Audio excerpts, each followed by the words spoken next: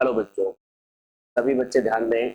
आप लोगों का जो पिछली क्लास थी उस क्लास के अंदर आप लोगों को बताया कि सीएफ किस तरह से हम याद करते हैं और जो इक्वेशन होती है उसको किस प्रकार से हम सोल्व करते हैं, इस बारे में मैंने आप हम आगे बढ़ेंगे और आज हम बात करेंगे कॉम्प्लीमेंट्री फंक्शन अर्थात पूरक फलन ज्ञात करना। और पूरी की पूरी क्लास में हम इसी बात को लेकर करेंगे। तो सबसे पहले तो सीएफ के बारे में हम समझ लेते हैं, क्या क्या होते हैं, किस प्रकार से हम लिखते हैं, वो सारी बात।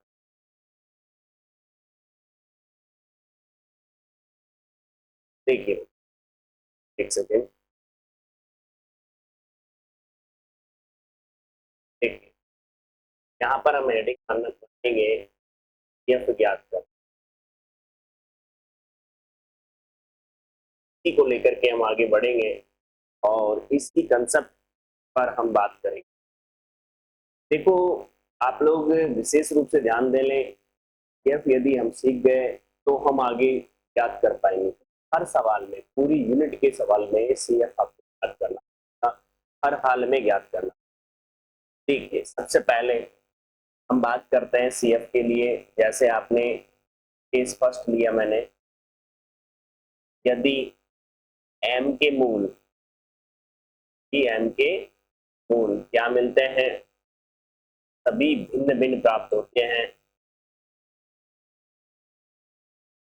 मतलब जैसे मान आपके पास मिले M1 मिल गया, M2 मिल गया, ये सभी मान कैसे हैं, अलग अलग हैं। तो फिर CF हम कैसे लिखते हैं, इसके बारे में मैं आप लोगों से बात कर लेता हूँ। देखिए, CF बराबर C1 की power M1x plus C2 e की power M2x and C3 e की पावर M3x। कंटिन्यू चलता जाएगा, जितने भी मान आपके आते जाएंगे, M1 का मान, M2 का मान, M3 का मान, ये हम पुट कर देंगे। सिंपल सी बात है। बताओ क्या दिक्कत है इसके अंदर। अब मैं आप लोगों से एक बात कहता हूँ कि एम के मान के पुनरावृत्ति से किसी से किया आपने, और यदि एम के सभी अलग मिल जाए, जैसे 1 2 3 मिल गए थे वो कुछ नहीं है, लेकिन सपोज करो कि मानों में रिपीटेशन हो जाए, पुनरावृत्ति हो जाए, तो फिर क्या करेंगे। तो देखिए, सेकंड केस में मैं आपसे बात करता हूँ किसकी, यदि सेकंड केस के अंदर हम बात करें, यदि एम के मूलों में क्या हो जाए बच्चों, पुनरावृत्ति हो। अब ऐसा हो कि रिपीटेशन होता है, तो देखिए वो तो आपके पास जो CF लिखा जाएगा बच्चों, फिर दो मान आपके, दो मूल मिल गए आपको, खुद करना जा रहा हूँ उसको समझ। जैसे m बराबर आपको मिला M1 और M2, दोनों के दोनों मान कैसे हो गए आपके, इक्वल आ गए। m बराबर 1, दोबारा भी 1 आ गया, तो रिपीटेशन हो गया ना। तो CF जो लिखोगे आप लोग कैसे लिखोगे, C1 प्लस C2x e की पावर mx। आप खुद देखिए, दो मान यदि रिपीट, अब मान लो कि m के 3 मान आ गए आपके, जैसे m बराबर 1 1 1, 3 मान रिपीट हो रहे हैं, तो फिर CF कैसे लिखा जाएगा, इसके बारे में ध्यान देंगे। यदि m बराबर M1 मिला, M2 मिला और M3 मिला, 3 वैल्यू मिल गई, तो जो CF होगा बच्चों वो क्या होगा, C1 plus C2x 3x square e की पावर mx के रूप में लिख दिया जाएगा।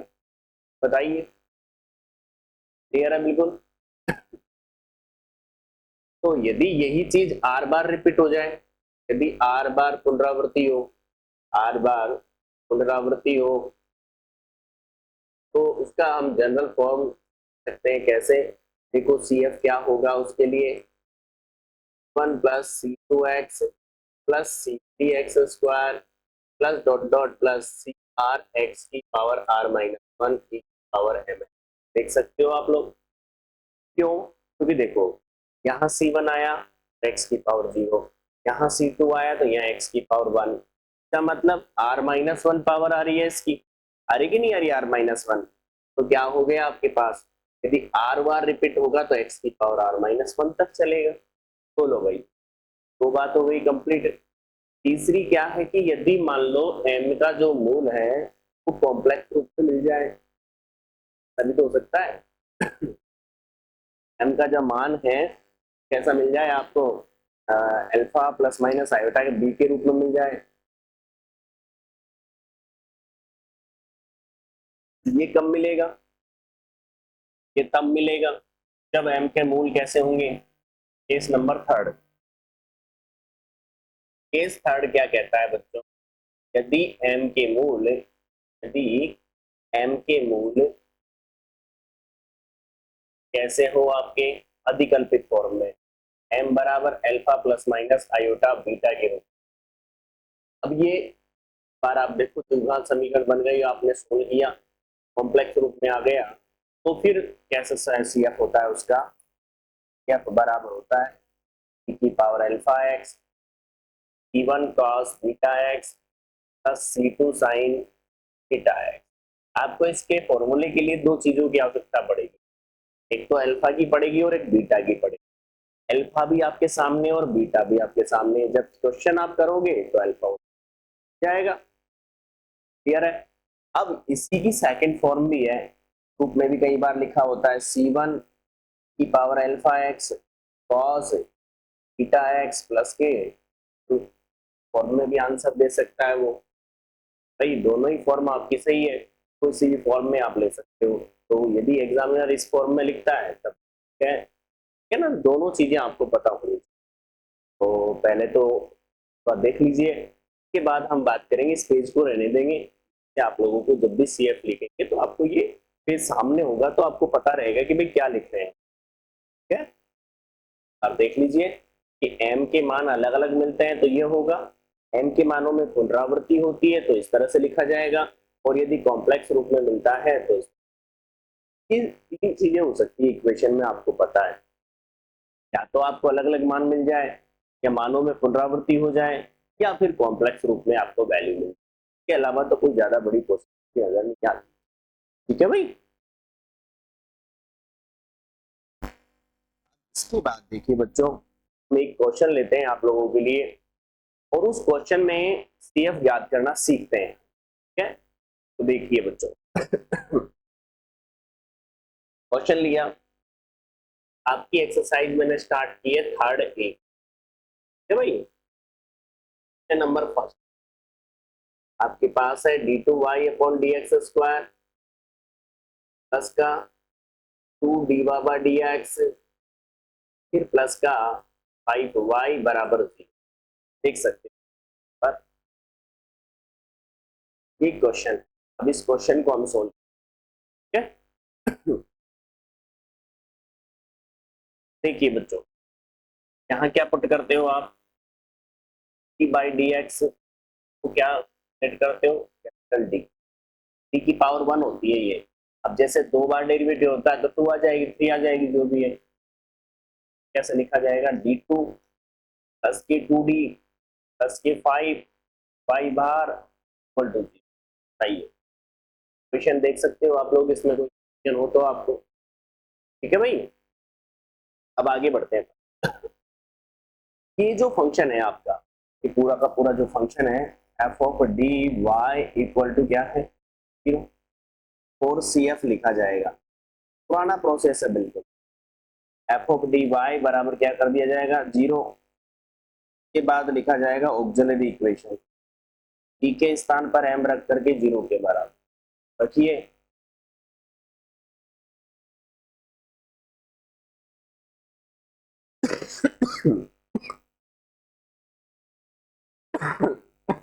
बताइए, कंफ्यूजन है, क्लियर है बिल्कुल। अब एक बात बताना बच्चों कि एम में क्या है, द्विघात समीकरण, क्या टुकड़े हो रहे हैं, क्या फैक्टर हो रहे हैं, गुणनखंड हो रहे हैं, क्या इसके नहीं हो रहे ना, इसका मतलब ये क्या हो रहा है, इसका मतलब ये हो रहा है किसका, फिर दराचारी आप लगा दीजिए। देखो ये चीजें तो आपको पता होगी, और मेरे को लगता है ऐसी कोई बात नहीं है, आप लोगों को ये चीजें आती भी। ठीक है भाई, यहाँ तक की बात हो गई क्लियर। अब आगे देखिए, एम में द्विघात समीकरण है तो एम बराबर ने लगाया श्री दराचारी, आया माइनस के 2 प्लस माइनस रूट 2 का स्क्वायर, सी का स्क्वायर होता है ना -4ac का मान 1, सी का मान कितना है 5, कौन में कितना है 2, देख लीजिए आप लोग। अब आप यहाँ देखो, m जो है वो -2 प्लस माइनस रूट में 4 माइनस के 20 अपॉन में 2। बताइए, क्लियर है? अब यहाँ देखना, अलग अलग करता हूं मैं। m बराबर -2/2 प्लस माइनस 4 आयोटा, तो यहाँ पर यहाँ से बार कट गया। ये m बराबर -1 प्लस माइनस 2 आयोटा। तो m के जो मूल मिले आपको, बताओ कैसे मिले? कॉम्प्लेक्स रूप में मिले कि नहीं मिले बताइए? अधिकल्पित रूप में मिले ना आपको m के मूल। तो देखिए यहाँ पर अल्फा की m का मूल कैसा मिला है? Alpha plus minus iota beta की फॉर्म। तो मुझे बताओ, जहां अल्फा बराबर कितना है? -1, वहीं पर बीटा की वैल्यू कितनी आ गई? वो आ गई। क्योंकि एक सॉल्यूशन लिखने के लिए हमें अल्फा और बीटा चाहिए, और अल्फा और बीटा दोनों आपके सामने हैं। अब आपको मैंने अभी अभी पिछले पेज पर ही बताया था कि यदि alpha plus minus iota beta की फॉर्म में होता है तो सॉल्यूशन होता है e power alpha x c1 cos beta x plus c2 sin beta x. Apply कीजिए इसमें आप। देखिए ये बताओ, e की पावर अल्फा एक्स का मतलब माइनस है, c1 cos बीटा एक्स का मतलब 2x, तो sin बीटा एक्स का मतलब sin 2x। आपका ये अब तैयार हो गया। और जिसमें पी आई नहीं निकलता उसमें सी एफ आपका आंसर होता है। ठीक, क्या हो गया? वाई बराबर आपका। बोलो भाई, कोई दिक्कत है क्या किसी बच्चे को? क्या है? एक स्टेप बढ़ा के लिख देता हूँ लो मैं, दिक्कत नहीं रहेगी तो।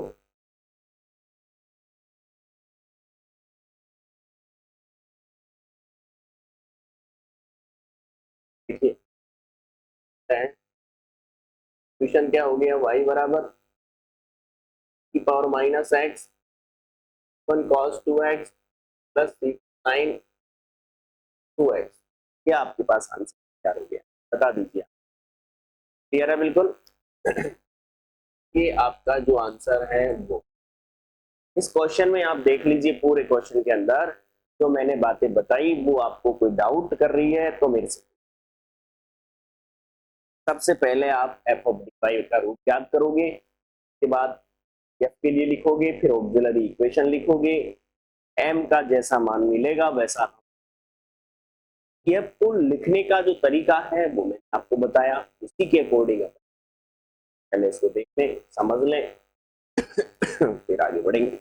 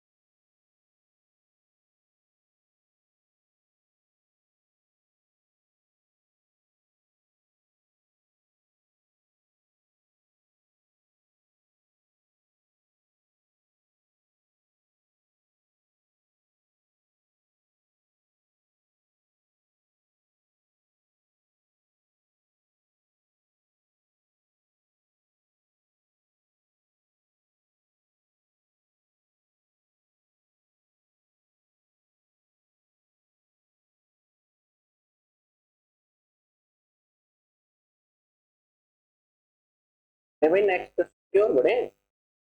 चलो तो नेक्स्ट क्वेश्चन की ओर बढ़ते हैं हम। देखिए क्वेश्चन नंबर आपका सेकंड ही देख लीजिए। तो सेकंड क्वेश्चन हम सोल्व करते हैं। देखिए बच्चों, second question, question number second, D cube Y upon D X cube, फिर माइनस के D D two Y upon D X square and plus के 4y बराबर 0। आप लोग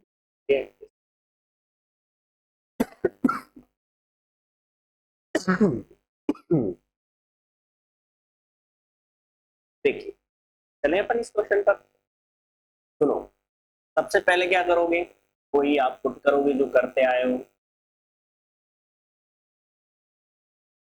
बताओ इसका रूप कैसा हो गया, डी क्यूब माइनस के प्लस के 4 वाई बार इक्वल टू, बताइए क्लियर है।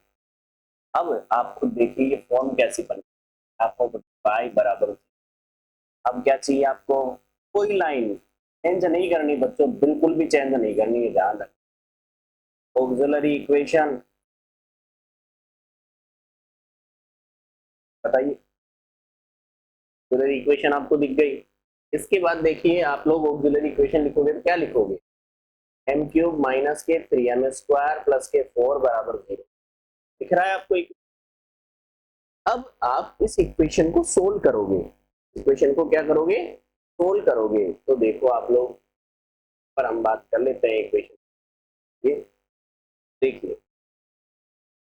ये देखो एक चीज तो यहाँ पर क्लियर हो गई, इसके फैक्टर भी नहीं हो रहे, फैक्टर तो हो जाते लेकिन प्रॉब्लम ये हो रही कि यहाँ पर m4 बन जाएगा फिर क्यूब रह जाएगा। सर प्रॉब्लम समझ रहे हो ना क्या बोल रहा हूँ मैं।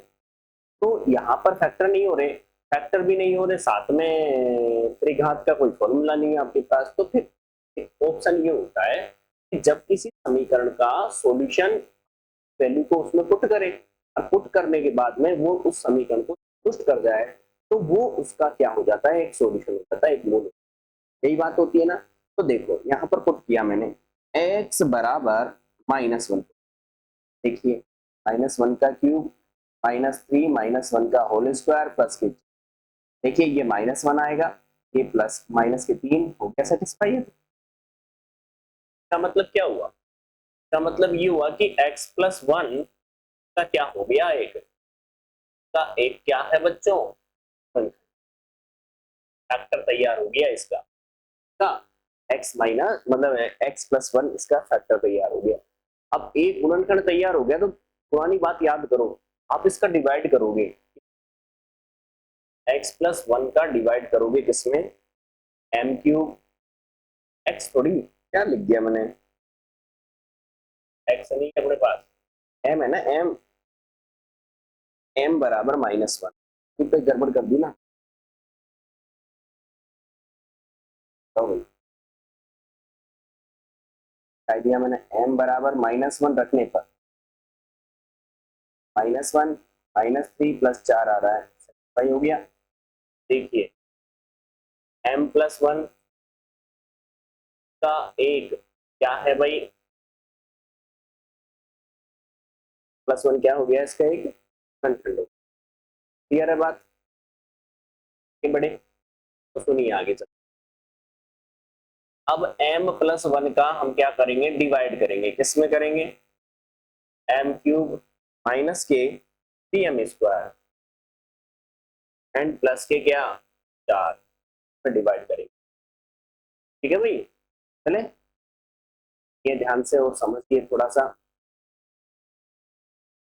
देखो m² ये बनेगा m क्यूब स्क्वायर पे माइनस के प्लस के m² माइनस ये माइनस चला गया, ये हो गया माइनस के 4m² प्लस 4। बताओ आप लोग समझो थोड़ा सा कि आप लोगों ने देखा हो तो, अरे भाग आता है कि नहीं आता ये बताओ पहले तो, डिवाइड करना आता है कि नहीं आता, और यदि डिवाइड करना नहीं आता है तो मैं सिखाता हूँ, दोबारा देखिए आप लोग, एक एक स्टेप देखिए और समझिए इस बात को, करके आप लोग कभी समझ, ध्यान दो यहाँ पर। यदि डिवाइड करना आप पे नहीं आता है तो यहाँ पर ध्यान देंगे, सबसे पहले डिजिट मिलाइए, एम क्यूब मिलाइए, कुल मिला के बाकी सब कुछ छोड़ दो। एम क्यूब जब मिलाओगे आप तो देखो किससे गुणा करें कि एम क्यूब, स्क्वायर से मल्टीप्लाई करना पड़ेगा आपको, m² से आपने मल्टीप्लाई किया, एम क्यूब बन गया, आगे क्या आ रहा है अपने आप आता जाए, इनमें चेंज हुआ, ये कैंसिल हो गया, कितना हो गया 4m² हो गया, प्लस, बताओ किससे गुणा करें कि माइनस के 4m² आए, आपका माइंड तुरंत काम करना चाहिए, 4m से तब 4m। तो देखिए आप लोग यहाँ से माइनस के 4m² एंड माइनस के 4m, देख सकते हो ये प्लस का हो गया, ये प्लस चला गया, ये 4m प्लस के 4। बताइए क्लियर हो गया ना ये बात, हुआ कि नहीं हुआ ये बताओ। अब यहाँ थोड़ा समझो, अब किससे गुणा करें, 4 से, तैयार हो गया 4m प्लस 4, ये माइनस ये चला गया, देख सकते तो m प्लस 1 इसका क्या हो गया, एक फैक्टर हो गया, m प्लस 1 क्या हो गया इसका, अरे लिख रहा हूं मैं, तो इस रूप में लिख सकते हैं ना, अब ऐसे लिख सकते हैं m प्लस 1 एंड आ गया m square minus 4m plus के 4 इक्वल टू 0। देख लीजिए, समझ लीजिए, यहाँ तक का कोई भी पोर्शन आपको दिक्कत कर रहा है तो बताओ।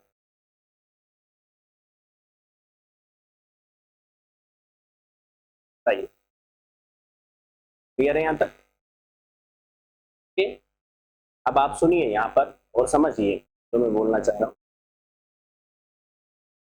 ये हो गया, तो ये तो टुकड़े हो गए इसके, तो बताओ m बराबर हो गया -1, ये क्या बन गया, ये बन गया आपका m-2 का होल स्क्वायर, यही बना ना, एक इससे बढ़ा दो, +1 m-2 का होल स्क्वायर इक्वल टू 0। अब एक बात बताओ मुझे, m बराबर -1 आ गया और m बराबर कितना आया, एक 2 और 2, जो m-2 का होल स्क्वायर है, इसका मतलब क्या हो गया, m-2 दो बार 0 के बराबर है, तो m बराबर क्या हो गया आपका पास, जो m बराबर 2 हो गया, तो रिपीटेशन हो गया वो, तो जो मान अलग है अलग का व्यवहार करेगा, जो मान पुनरावृत्ति कर रहा है पुनरावृत्ति के अकॉर्डिंग चलेगा। तो देखो f जब हम लिखेंगे कैसे लिखेंगे, c1 e की पावर -x e की पावर m1x, जो अलग मान देता है, प्लस के, अब रिपीटेशन है, दो मान रिपीट हो रहे हैं, तो c2 प्लस c3x, अब यहाँ कांस्टेंट पहले ले लोगे तो c1 प्लस c2x आ जाएगा, उसमें कोई इशू नहीं है, यही आपका। बताओ कोई इशू हो किसी प्रकार का तो बता, कैसे सोल्व किया है, दोनों केस आप देख लीजिए, समझ लीजिए, दोनों केस देखो आप लोग, यदि मूलों में पुनरावृत्ति नहीं होती है तो पहला m1 का मान ये था आपका, रख दिया m1 की जगह, आपके दो मान रिपीट हो रहे तो c1 प्लस c2x हो गया, अपने कांस्टेंट पहले ले लिया एक c1, तो c2 प्लस c3x हो गया, तो कोई इशू नहीं है, होना चाहिए किसी प्रकार का। बताओ भाई, तो अब ये आप लोग देखिए, थोड़ा समझिए जो मैंने लिखा है, ये किसको बता रहा है आपको, सॉल्यूशन को बता देगा। अब सॉल्यूशन क्या होता है, सॉल्यूशन मैंने लिखा था, जनरल सॉल्यूशन क्या होता है, y बराबर CF प्लस PI होता है, PI तभी निकलता है जब Q of x not equal to 0, तो हमारे तो 0 चल रहा है समीकरण में, तो y बराबर CF ये आंसर हो गया, c1 e की power -x, c2 plus c3x power 2x, ये आपके पास पोजीशन तैयार हो गई। बताइए, क्योंकि मैं एक बात आप लोगों से फिर कह देता हूँ, इस CF पर इतना फोकस कीजिए कि आपको पूरा क्लियर हो जाए, जब सवाल सोल्व करो ना तो आधा सवाल तो ऐसे ही हो जाए, चाहे वो कोई से भी दिया हो, थर्ड ए से लेके जी तक, बहुत बड़ा चैप्टर है और बहुत इंपॉर्टेंट भी है, ये बात तो आप ध्यान रखना ही रखना। बताओ भाई कोई दिक्कत है इसमें। अब सुनिए आप लोग, यहाँ पर जब हमने इसका CF ज्ञात किया क्वेश्चन नंबर 2 में, ऐसा ही एक क्वेश्चन और आप लोगों के सामने लेता हूं मैं, आज जितने क्वेश्चन करवा रहा हूं उनको वापस आपको रिपीट करना है और वापस देखना है, और उसके बाद कोई नया क्वेश्चन भी बनाना है आपको, जिससे आप लोगों को दिक्कत ना आए।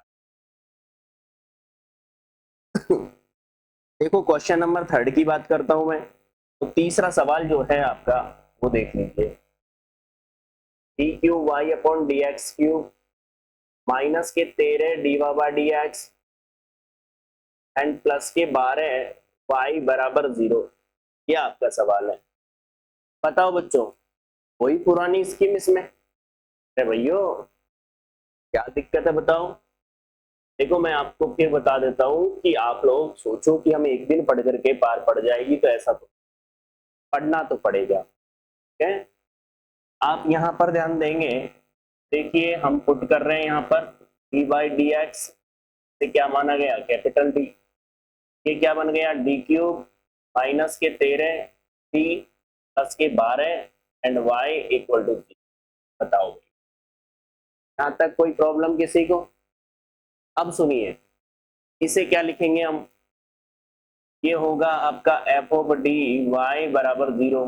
मैं बात करूं किसकी, फोर सी एफ की, वही एफ ऑफ डी वाई बराबर 0। क्या लिखा जाएगा बच्चों, ऑक्सिलरी इक्वेशन, डी के स्थान पर एम रख करके 0 के बराबर। बोलो भाई कोई दिक्कत है? हम्म, अरे इसमें दिक्कत थोड़ी है कोई, है ना। अब बताओ मुझे, डी के स्थान पर एम रखकर 0 करो, एम क्यूब माइनस के 13m प्लस के 12, यही बनेगा ना। बढ़ाओ, एक तो एम क्यूब, एक माइनस के 13m प्लस के 12 बराबर 0। एक बात बताओ, इसके टुकड़े हो रहे हैं क्या? नहीं हो रहे, क्यों? कि देखो पहले एम क्यूब है और यहाँ एम है, तो हम क्या करें, वही पुरानी वाली बात, हमारे द्वारा कोई वैल्यू इसमें पुट करें। जैसे मैंने एम बराबर पुट कर दिया 1, 1 रखा मैंने, तो 1 माइनस के 13 प्लस के 12, तो बताओ ये तो सेटिस्फाई हो गया। इसका मतलब क्या हुआ, इसका मतलब ये हो गया बच्चों, m माइनस 1 का क्या हो गया, एक गुणनखंड हो गया। अब जब m माइनस 1 इसका एक गुणनखंड हो गया, तो एक बात और आप ध्यान से सुनो, देखो मैं जो बोलता हूं उसको ध्यान से सुनोगे आप लोग। m माइनस 1 का क्या लगाएंगे हम, भाग किसमें, एम क्यूब माइनस के 13m प्लस के 12 में। अब देखो फिर सीख लो, किसी बच्चे को डिवाइड करना नहीं आ रहा है तो मेरे हिसाब से 8वीं या 8th क्लास में देखा होगा आपने, बीजीय समीकरणों में आप क्या करते हो, भाग कर, और वहां पर सीखा भी होगा। फिर भी भूल गए तो कोई बात नहीं है, यहाँ पर समझ लेते हैं हम। पहले डिजिट को पकड़ो, एम क्यूब लाना है। अब तो आपका माइंड काम करेगा ना भाई, एम क्यूब कब आएगा बताओ। एम क्यूब तभी आएगा जब एम स्क्वायर से मल्टीप्लाई करोगे आप। सीधा दिमाग लगाने की जरूरत ही नहीं है, सीधा एम स्क्वायर से मल्टीप्लाई। ओके, एम स्क्वायर से मल्टीप्लाई, देखिए क्या आता है, एम क्यूब माइनस के 13, सॉरी मेरा कहां से आएगा, माइनस के एम स्क्वायर। बताओ ये माइनस ये प्लस, तो ये चला गया। आप बताओ ये कितना रह गया, ये रह गया माइनस के 12। एक बात बोलूं मैं आपको, मत बोलो कुछ, बोलने से क्या होगा जब आप लिखोगे गलत तो। ये तो एम स्क्वायर रह गया, ठीक है, और ये रह गया माइनस के 13 है, तो अलग है ना। बताओ भाई, ठीक है भाई।